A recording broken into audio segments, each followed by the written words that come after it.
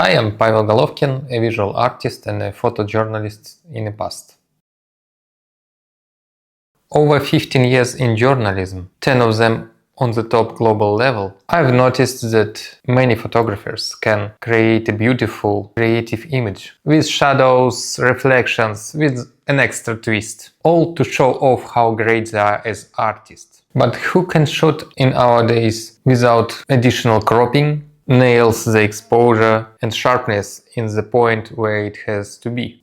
Almost nobody can do that. And let me tell, it's not easy. I didn't get that point at the beginning, but now I can. When I turned to visual art, I've started searching other artists more deeply. And pay attention next time you visit a photo exhibition. All so-called contemporary art photography, it's blurry, out of focus, filled with no aesthetic or raw emotion. All these poor technical conditions excused by the artist's view and some mood and idea. That's just because almost nobody knows how to shoot properly. Even near perfection of modern cameras doesn't help. To get a sharp image, at first you need to decide where this sharpness has to be, and that requires thinking. Take Malevich, for example. He didn't know how to paint and draw in precision before he allowed himself the black square. Today, all artists start exactly from the black square, or what they say it's a black square. Some of performance artists start with red square, but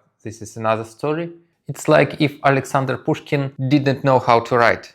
I mean, not just physical act of writing, but spelling, punctuation, where to place commas. You might say why, if the idea of the artist is more important. Well, maybe because the clarity of thought is shaped by the smallest details, even in commas. Should a photographer be a master of technique? Draw your own conclusions. I don't have a definitive answer.